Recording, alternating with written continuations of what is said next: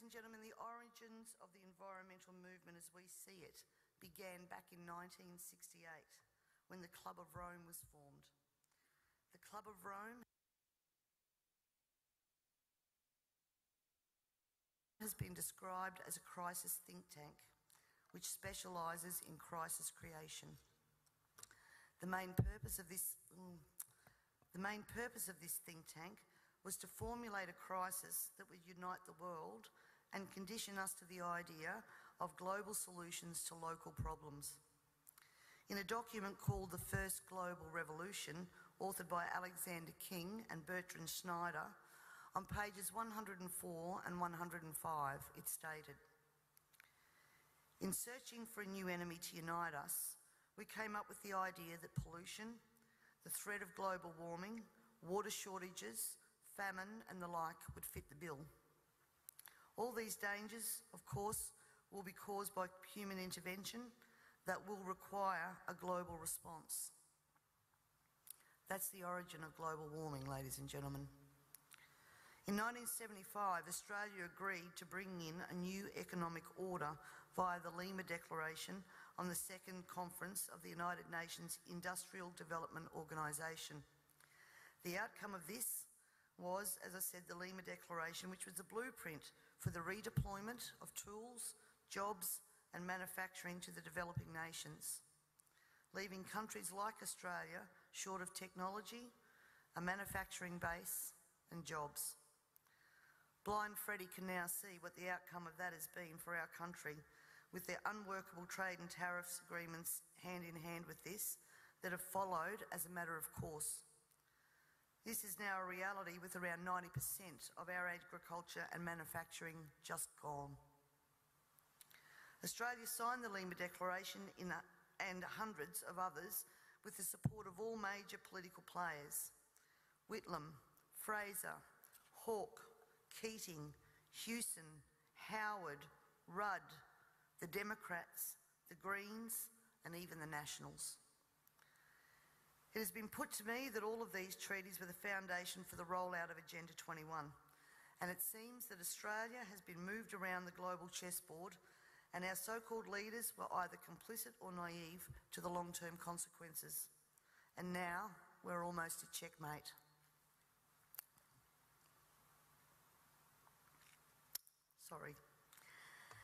In 1992, former President of the United States, George Bush Sr. said, "Effective execution of Agenda 21 will require a profound reorientation of human society, unlike anything the world has ever experienced.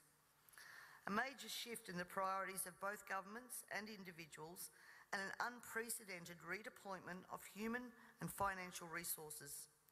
This shift will demand that a concern for the environmental consequences of every human action will be integrated into individual and collective decision-making at every level." Cutting through the code, I want everyone to consider what the words "profound reorientation of all human society" and "unprecedented redeployment of human and financial resources" actually means. For everyone here tonight not familiar with Agenda 21, I would suggest that this is the beginning of your learning curve, not the end. In 1992, Maurice Strong, Secretary General of the UN Earth Summit and member of the Club of Rome, said, "It is clear that current lifestyles and consumption patterns of the affluent middle class, involving high meat intake, consumption of large amounts of frozen and convenience foods, use of fossil fuels, ownership of motor vehicles, small electrical appliances, home and workplace air conditioning, and suburban housing are not sustainable." Put those statements together with the previous one, and it must become clear that Agenda 21 is about controlling every aspect of our lives: how we eat, what we eat, how much we eat, how we move around, food production, the amount of food, and where we even live. Dixie Ray, former Washington State Governor and Assistant Secretary for Oceans and International Environmental and Scientific Affairs, stated, "Agenda 21 seeks to establish a mechanism for transferring the wealth from citizens to the third world, fear of environmental crisis would be used to create a world government and UN central direction. From a report in the 1976 UN's Habitat 1 conference, land cannot be treated as an ordinary asset, controlled by individuals and subject to the pressures and inefficiencies of the market.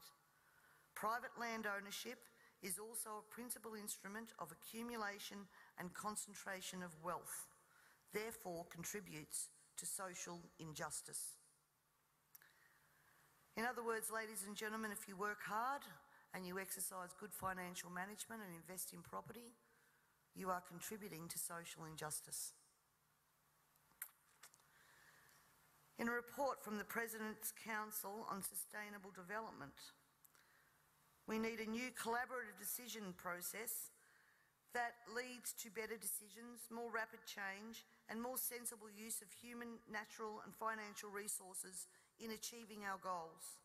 And at the same time, Harvey Reuven, Vice Chair of the Wildlands Project, says individual rights will have to take a back seat to the collective. J. Gary Lawrence, advisor to President Clinton's Council on Sustainable Development, participating in a UN-advocated planning process would very likely bring out many of the conspiracy-fixated groups and individuals in our society, and here we are. This segment of our society, who fear one world government and UN invasion, through which our individual freedoms will be stripped away, would actively work to defeat any elected official who joined the conspiracy by undertaking Agenda 21. So we will call our process something else. We will call it comprehensive planning or growth management or smart growth. We ended up with sustainable development. The redeployment of human and financial resources has now become visible to us all via the cut to services and programs to assist the sick, the young, the elderly, and of course the creation of another level of poverty now identified by the term the working poor. I was speaking to a person last week and he said to me, if Hitler was still around, he'd be sitting back thinking, I didn't need bullets for a global takeover. And he'd be right. We see daily cash grabbing via new taxes called levies, supposedly because we are cash strapped in this state, and at the same time see big project spending that does not fit with the message that we are in financial crisis. But we the people have to tighten our belt, while the government seems absolutely unaware and unconcerned of the amount of debt that it is accumulating. This in turn means that taxes, levies, fines and other penalties increase, as well as the cost of living rising exponentially, and the ordinary citizen's ability to exist well is compromised with almost every law that we pass. We're constantly paying for so-called services that we don't receive. This is wealth redistribution at the grassroots level, redeployment of financial resources, ensuring only hardship for the citizens who just really want to get on with their lives. The Parliament has also ventured into the rights of people to own and retain their property and manage it without government interference. In particular, the laws around, as Peter said, water allocation, natural resource management, the Native Vegetation Act, Development and Planning Act, which are all equally toxic to our food producers as they are to our long-term security, we city dwellers. Everyone needs to remember, we all pay a natural resource management levy on our tax rates. So this is not just going to affect the food producers. The intrusions into our property that Peter was talking about that land producers are going through will roll out into the suburbs and into the city because they have the authority to do that.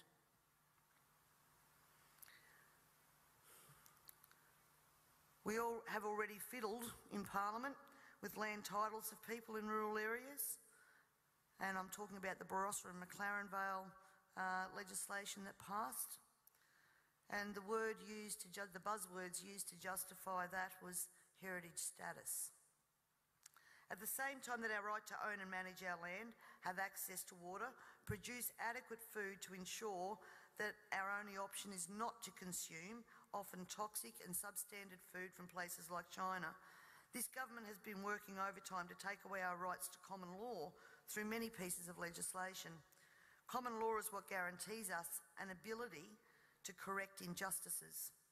This coming year, I promise you, you will also hear debate over a number of pieces of legislation that will further erode our common law rights. And you have to get behind me on this, ladies and gentlemen, to stop this from going through. As Agenda 21 became more and more apparent to me, I began using the line in Parliament that government was now declaring war on its own citizens. And that goes back as far as 2008. This, of course, led me to being labelled a conspiracy theorist. But here we are now, openly talking about Agenda 21 and the ramifications we will see in a short period of time if this is not stopped in its tracks. Let me just say that I often hear we cannot stop what is happening. Two-party preferred system, vote Labor, vote Liberal, what does it matter? And in fact, that's probably true for the House of Assembly, because that's where government's formed. But ladies and gentlemen, here in South Australia we have the Legislative Council, the House of Review. And my friends, that is where the true power does lie.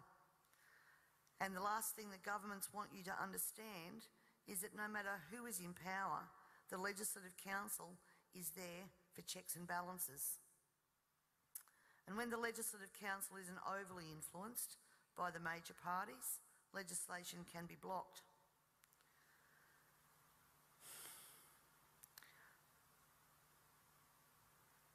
Remember, on most of these policies that I've spoken about here today, there has been bipartisan support for everything that has gone through. When the major parties join together, then the crossbenchers and minor parties, basically our vote is null and void. The way to avoid that is to make sure that when the major parties do join together, they don't have the numbers. For way too long now, we the people have been asleep at the wheel, and it is time to wake up and participate in the democratic process. And to do that, you need to understand the parliamentary and political system that you are trying to rein in. In 1972, the Club of Rome published the alarmist Limits to Growth document, warning of worldwide overpopulation, the need for sustainable development. This was the beginning of the slow process of social engineering and programming people to accept that the planet is struggling to sustain life. On the 8th of October 1973, the New York Times reported a quote from Ted Turner, also Club of Rome. The social experiment in China under Chairman Mao's leadership is one of the most important and successful in human history. In 1987, Mikhail Gorbachev, also a member of Club of Rome, said, "We are moving toward a new world order, the world of communism, and we shall never turn off that road." He also quoted in 1996 Monetary and Economic Review on page 5, "The environmental crisis will be the international disaster that will unlock the new world order, one world government." In 1992 came the Earth Summit, which produced the document called the Earth Charter. This document was co-written by Maurice Strong, long-time globalist, elitist, member of Club of Rome, and Mikhail Gorbachev. Both Strong and Gorbachev stated that it was hoped that this document would be adopted as the new 10 Commandments, with environmentalism as the new one world religion. Out of this summit came Agenda 21. Ted Turner, who was also a member of the Club of Rome, was quoted as saying in 1996, "The total population of 250 to 300 million people is ideal. That means a reduction of 95% from present levels would be even more ideal." Anyone who abhors the China one-child policy is simply a dum-dum. In 1998, the Baltimore Sun reported on July the 7th, most of Ted Turner's first donation to the UN of $22 million went to programs that seek to stall population. Another goal of the depopulation process is that the upcoming generation will submit to sterilisation to save Mother Earth.